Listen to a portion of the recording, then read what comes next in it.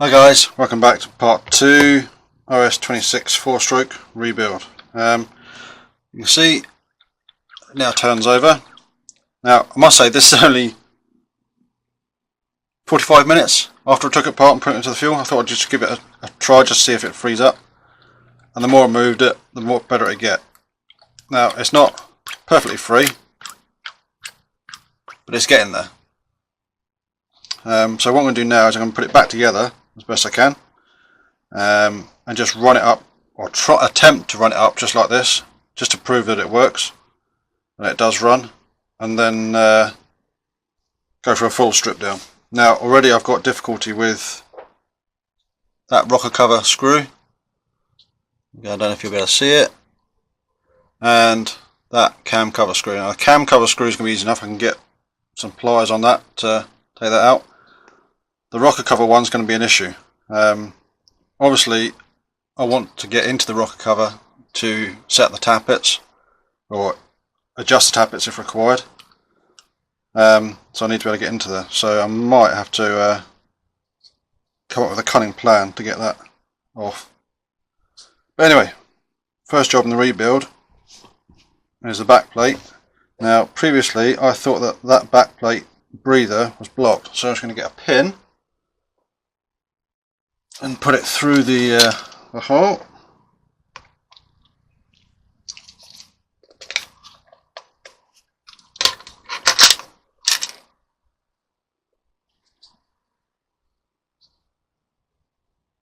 So there is an air gap.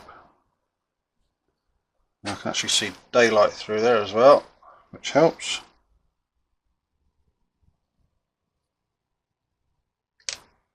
And then the crankcase breather should be good once it's back on.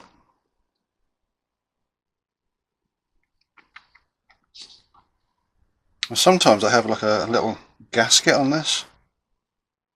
This doesn't appear to have one, so I'm not going to be too worried. And before I screw it down, I'm just going to hold the back plate on. There's no binding on the back of that. So let's get the screws in. Make sure I've got 4 screws of the same type. I think, to be honest, most of the screws in this are the same length, so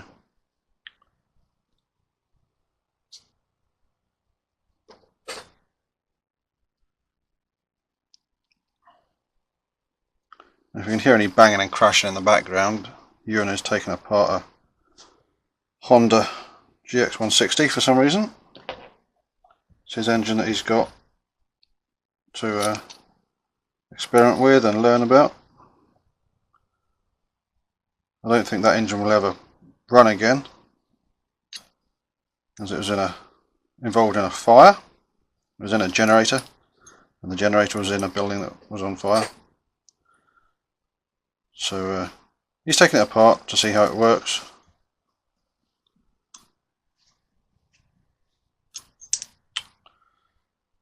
Right, let's try and get this last one in.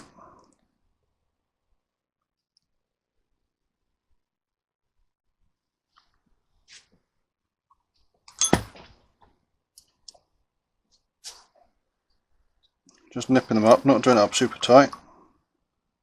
They don't need to be done up super tight.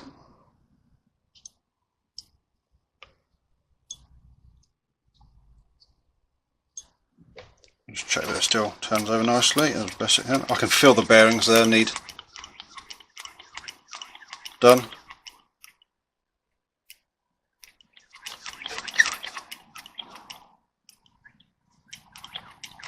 But that's not, we know we're going to have to do that. Right, manifold. Right, I'm actually, for this, let's see if we can't get this to move.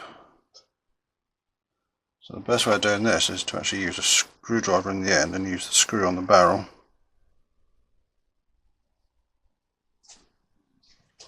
Yeah, so that's not working. I wonder.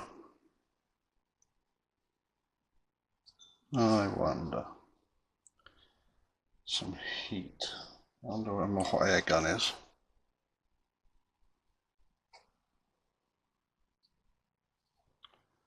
Right, failing that we use a lighter. So worst case scenario is that this carb is useless.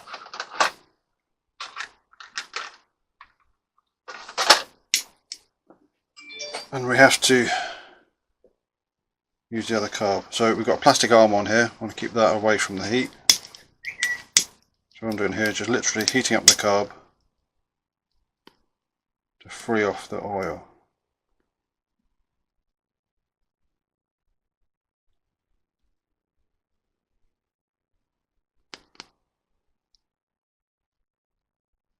Now it has been sat in fuel, so there might be a bit of flame. I'm not too worried.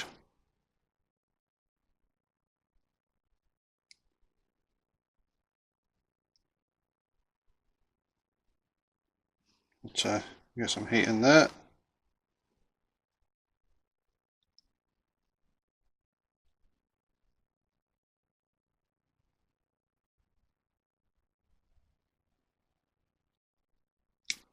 See if that moves.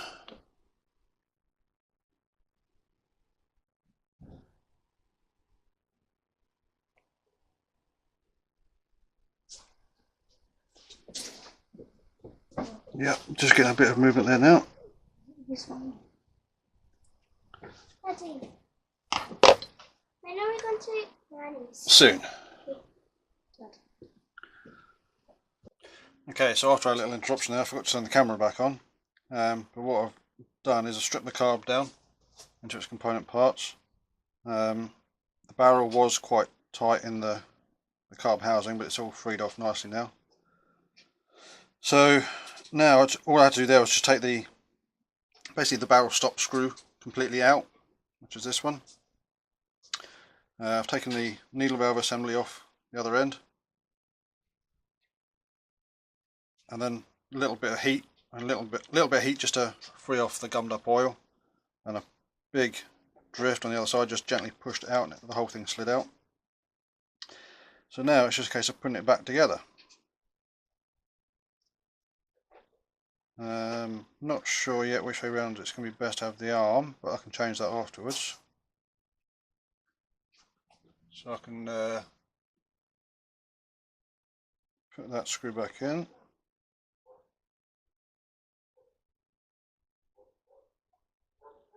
That's the first stage of putting it back together. Use the right screwdriver.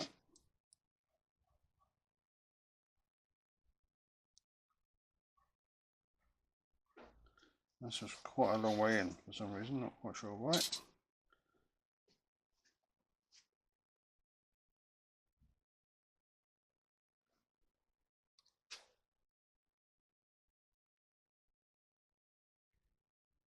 That's fine, that'll be fine just there.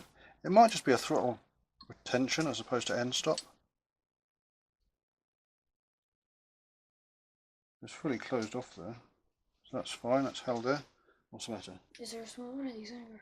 Yes, but I haven't got it just now. Next stage, let's get the needle valve back on. Well, that went on something like that.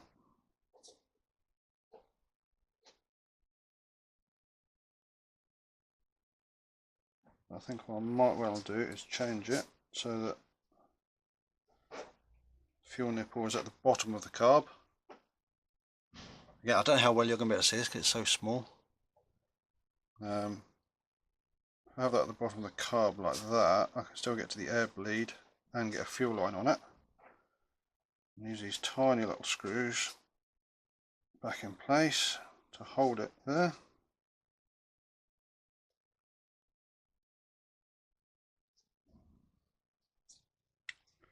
Screwdriver.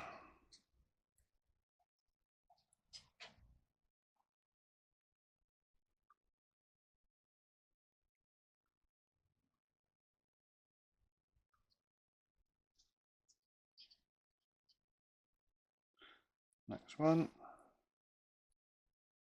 So I don't know if you noticed until there, but I've got a bottle of 3-in-1 oil. There's It's a very thin oil just for assembly and lubricating everything. Make sure everything's all still free. Yeah, that's fine like that. Hell of a lot better than what it was. But I think that arm's going to be in the wrong place.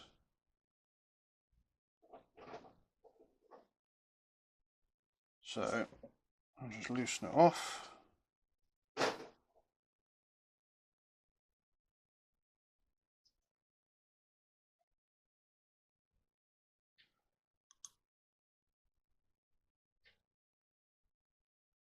Bring it around through about that. Give it a tighten up. Yeah, that'll be fine there. So that's all still free. Engine's still free, although it sounds horrible.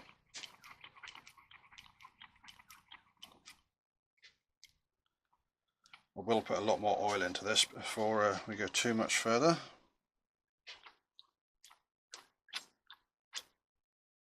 Right, let's get this carb on the back. Now I'm leaving the gasket material that's there in place. I haven't scraped it off yet. Okay, I see that's not going to work there. That's why they had it like that. Right, so having the nipple coming out the bottom of the carb isn't going to work with this choke lever. Now the choke lever is actually going to do nothing because the actual end piece that would block the carb has gone. So the answer to that, take it off, get rid of it. I've never felt the need to use one of these on any 4-stroke engine that I've had, because there's other ways to choke an engine. So with that off, will the carb now fit? Yeah, that'll be fine. So let's see about getting that mounted back up. 2 screws left, which is always a good sign.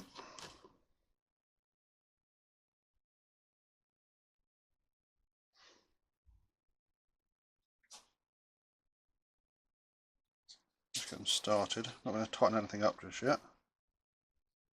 Just get them into place.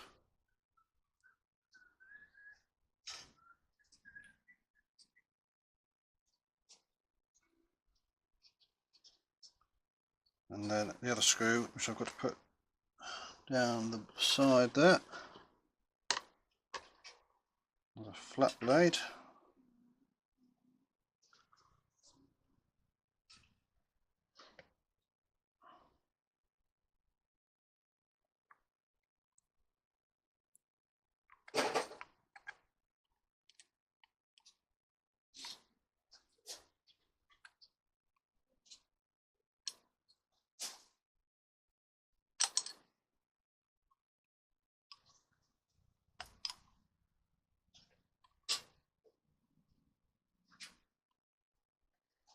It's not wanting to go in easily there.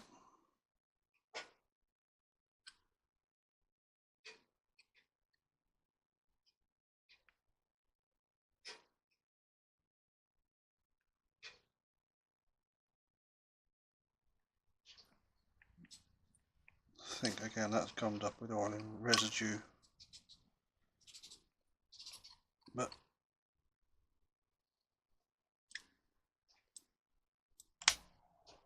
it's not a problem.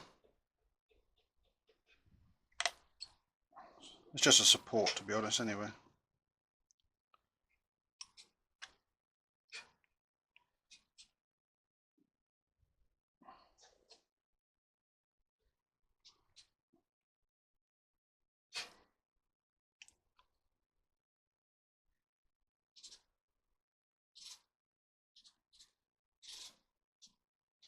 Right, and tighten up the screws at the top.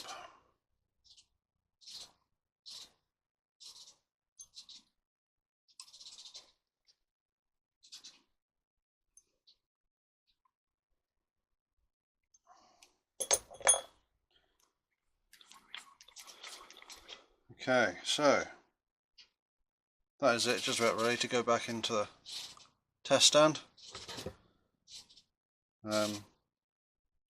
It's free enough to give it a try. To be honest, the bearings don't feel great, but certainly not the worst I've felt. So yeah, that would be the next thing. Get it onto the test stand, get it run up, and see what it's like.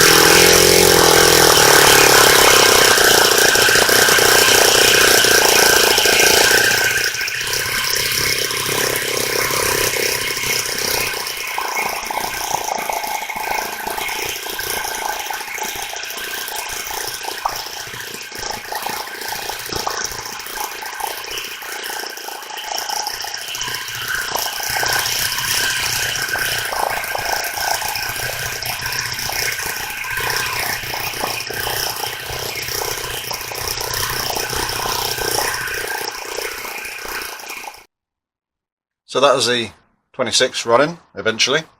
It took a while to get it to go, but I could feel it was going to go, which it did. Very, very gummed up with caster. Now, filling it now.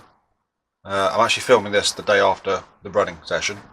This has been left overnight. It's been cold out here in the garage.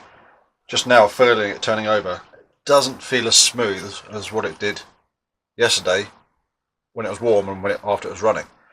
So that leads me to believe that the bearings will be alright. What I can feel is the gummed up caster. So as I run fully synthetic fuel, I think what I'm going to do for now, as it feels fine and it was running fine yesterday, is just leave it as it is. I'm not going to do a full strip down and rebuild. I'm going to run it, see how it goes, and if after a session of running it needs it, well, we'll see about getting some new bearings into it. You saw in the running section I had a yellow prop on start with. That was a 9x6 because I didn't want to load it up too much. Didn't know how good the engine was going to be. Once it got going, I could tell straight away it was just not a big enough prop. So currently it's just got a 10x5 on it. It might even turn 11x4, which would be good in the model it's intended to go in the Junior 60. But for now, that's a good engine. I'll let you into a secret. I paid 20 quid for that engine in a gummed up state. They're getting quite, I don't know if rare is the right word, but they're getting quite hard to get hold of these days for half decent money. So I'm quite pleased with that. There's nothing wrong with it whatsoever. Yeah, so a bit more running. Get some airtime on it once the aeroplane's built, and it'll be good. If you want to see more videos like this, let me know, comment at the bottom. I've got loads of engines I can play with. If it's engines that you'd rather see me playing with or building or whatever, let me know, because obviously I don't know what you prefer until you tell me. If you like these videos, share them to your various pages, your Facebook groups or whatever. I'm always happy to answer questions on what I'm doing. Yeah, pleased with that. So until next time, I'll catch you again soon. Thanks for watching the video. Give us a thumbs up if you like what I've just shown you. Click on my face down here. You can subscribe. Remember to tick the bell so you get notifications as to when new videos are put up. And down this side, there'll probably be some videos that you might also like to watch. Catch you next time.